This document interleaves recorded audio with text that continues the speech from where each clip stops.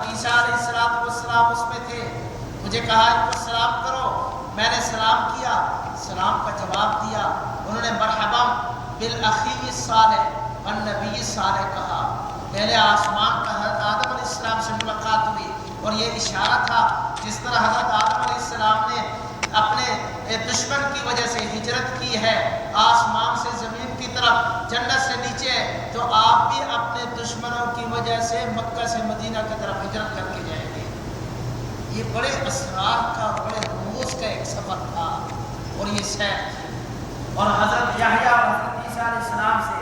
ملاقات کرانے میں اس طرح اشارہ تھا کہ آپ نے فرمایا انا اقرب الناس بعیسی ابن مریم لیس بینی و بینہ نبی، میں حضرت عیسیٰ علیہ السلام کے سب سے زیادہ قریب ہوں، میرے اور ان کے درمیان کوئی نبی نہیں ہے، اس لیے کہ پونے 600 سال گزرے ہیں۔ حضرت عیسیٰ علیہ السلام جب آسمان پر اٹھائے گئے ہیں تو ان کے اٹھانے کے آسمان پر اٹھائے جانے کے بعد کوئی نبی نہیں آیا، آخر میں حضرت محمد مصطفیٰ صلی اللہ علیہ وسلم ہے 571 میں آپ صلی اللہ علیہ وسلم کی ولادت ہوئی ہے، 571 عیسوی میں۔ اس کے بعد اور یہ بھی بتانا تھا جس طرح یہود نے، دشمنوں نے حضرت عیسیٰ علیہ السلام کو قتل کرنے کے منصوبے بنائے تھے، اس طرح آپ کے خلاف بھی یہود قتل کرنے کے منصوبے بنائیں گے۔ اور یہ جو بنو نذیر کو جلا وطن کیا گیا اس وجہ سے کیا گیا کہ یہ اللہ کے رسول صلی اللہ علیہ وسلم کو شہید کرنے کے ناکام منصوبے اور سازشیں بنایا کرتے تھے۔ تیسرے آسمان پر گئے، تیسرے آسمان پر حضرت یوسف علیہ السلام سے ملاقات ہوئی، حضرت یوسف علیہ السلام سے ملاقات ہوئی، سلام کیا، انہوں نے میرے سلام کا جواب دیا، اور اس ملاقات میں اشارہ اس طرف تھا کہ جس طرح حضرت یوسف علیہ السلام کے بھائیوں نے ان کو ستایا تھا تو آپ کے قریش کے لوگ بھی آپ کو ستائیں گے، جس طرح حضرت یوسف علیہ السلام کے بھائی حضرت یوسف علیہ السلام کے قبضہ میں تھے، ایک دن آئے گا کہ یہ قریش ستانے والے آپ کے قبضہ میں ہوں گے۔ جس طرح حضرت یوسف علیہ السلام نے ان کو معاف کر دیا تھا، لا تثریب علیکم اليوم، تو اس طرح ایک دن یہ آپ کے دشمن آپ کے قبضہ میں، آپ کی تحویل میں ہوں گے، تو آپ بھی ان کو کہیں گے۔ اور فتح مکہ کے موقع پر ایسا ہوا، سارے دشمن آپ کے قبضہ میں تھے، آپ نے فرمایا کہ تم کیا سمجھتے ہو کہ آج تمہارے ساتھ کیا سلوک کیا جائے گا؟ سب نے کہا کہ ہمیں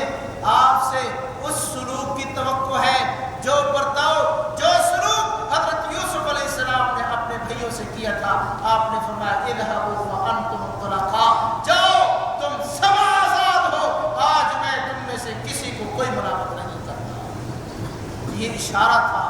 اس عفو کی طرف، یہ اشارہ تھا اس معافی کی طرف۔ چوتھے آسمان پر حضرت ادریس علیہ السلام سے ملاقات ہوئی، اور اس ملاقات میں اشارہ تھا حضرت ادریس علیہ السلام کو اللہ نے رفعت دی، وَرَفَعْنَاهُ مَكَانًا عَلِيًّا، جس طرح ان کو بلند مرتبہ عطا کیا تھا، اللہ کے رسول صلی اللہ علیہ وسلم کو رفعت ملے گی۔ اور دوسرا اشارہ تھا کہ کتابت کے موجد اول حضرت ادریس علیہ السلام تھے، آپ صلی اللہ علیہ وسلم سے ملاقات، آپ صلی اللہ علیہ وسلم نے جو ملاقات کی حضرت ادریس سے، اس طرف اشارہ تھا کہ آپ بھی سلاطین عالم کو دعوت اسلام کے خطوط لکھیں گے، اور آپ صلی اللہ علیہ وسلم نے سن 7 ہجری میں سلاطین عالم کو دعوت اسلام کے خطوط لکھے ہیں۔ پانچویں آسمان پر گئے، حضرت ہارون علیہ السلام سے ملاقات ہوئی، حضرت ہارون سے ملاقات کرنے میں اشارہ تھا اس بات کی طرف کہ حضرت موسیٰ علیہ السلام کوہ طور پر گئے تھے تو ریت لینے کے لیے، اللہ سے ہم کلام ہونے کے لیے، اور پیچھے بنی اسرائیلیوں نے اور سامری نے ایک بچڑا بنا دیا تھا جس کی بنی اسرائیلیوں نے پوجا شروع کر دی۔ حضرت ہارون روکتے رہے لیکن کسی نے کوئی بات نہیں مانی۔ پھر اللہ تبارک و تعالی نے حکم دیا کہ جنہوں نے بچڑے کی پوجا کی تھی وہ اپنے آپ کو قتل کریں، ان کی توبہ کی قبولیت کی یہی نشانی ہے۔ فرمایا کہ جس طرح حضرت موسیٰ علیہ السلام کے جانے کے بعد بنی اسرائیل بچڑے کی عبادت میں، شرک میں،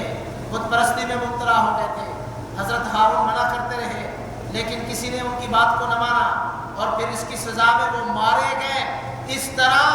آپ کے دشمن جو بت پرستی میں مبتلا ہوں گے وہ بھی مارے جائیں گے، اور غزوہ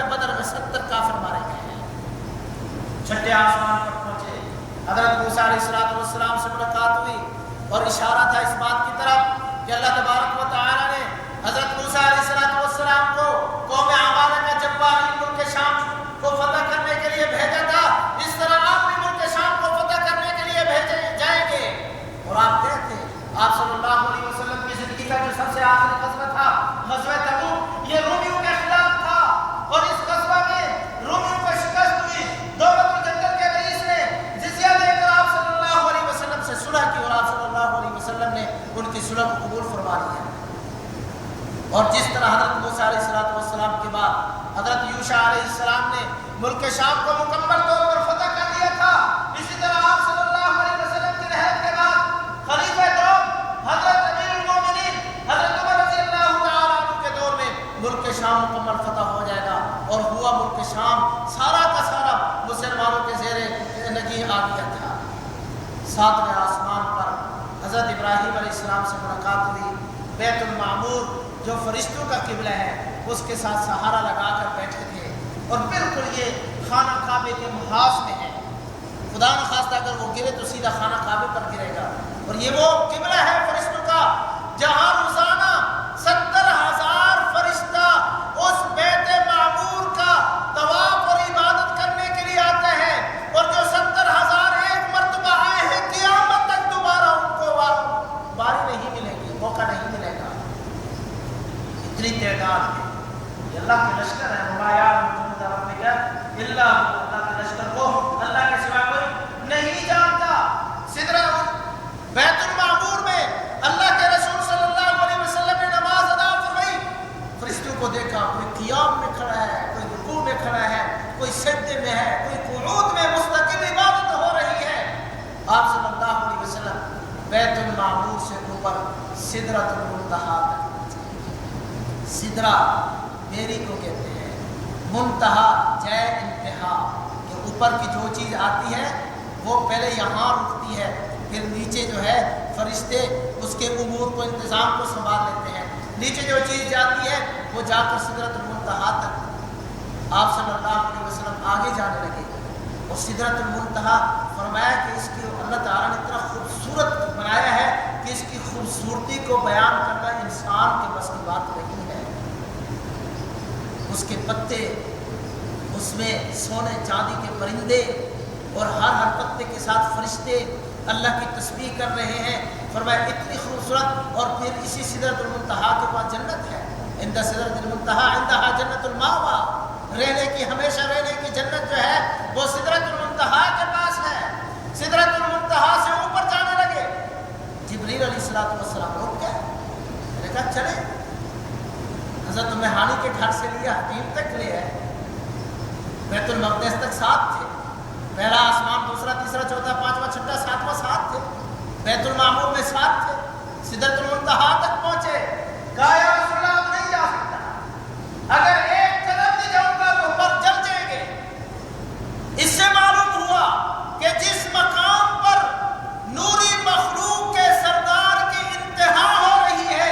اسی مقام سے بشری مخلوق کے سردار کی ابتدا ہو رہی ہے، بشری اور نوری مخلوق دونوں کے سردار کی ابتدا ہو رہی ہے۔ فرمایا کہ آگے نہیں جا سکتا، فرمایا میں آگے گیا تو ایک مقام تھا شریف الاقلام، شریف الاقلام، شریف کہتے ہیں وہ جو قلم لکھنے کے وقت کی آواز آتی ہے، قلم جب لکھتے ہیں اور لکھنے کے وقت کی جو آواز ہوتی ہے اس کو شریف کہا جاتا ہے۔ تو یہ قضاء و قدر کے قلم مشغول کتابت تھے، فرشتے لوح محفوظ سے نوٹ کر رہے تھے، لکھ رہے تھے اپنی اپنی ذمہ داری نبھانے کے لیے۔ اس سے آگے شریف الاقلام سے آگے ایک رف لائی گئی جو یاقوت کی تھی، زمرد کی تھی، اور پھر اس میں آگے گیا، عرش تک پہنچا، عرش تک مخلوق ختم ہو جاتا ہے، بس عرش کے بعد کوئی مخلوق نہیں، عرش تک پہنچے اللہ کے رسول صلی اللہ علیہ وسلم، اور یہ اشارہ تھا کہ جس طرح عرش کے بعد کوئی مخلوق نہیں ہے، آگ کے بعد کوئی نبی نہیں ہے، یہ آپ صلی اللہ علیہ وسلم کی ختم نبوت کو بیان کرنا تھا۔ جس طرح عرش کے بعد مخلوق ختم ہے، آگ کے بعد نبوت ختم ہے، اس لیے جو آپ صلی اللہ علیہ وسلم کے بعد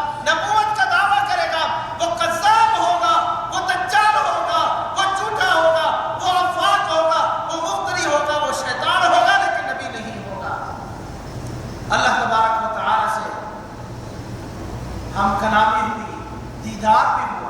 تفصیل کا وقت نہیں ہے۔ آپ صلی اللہ علیہ وسلم نے فرمایا رأیت النور الاعظم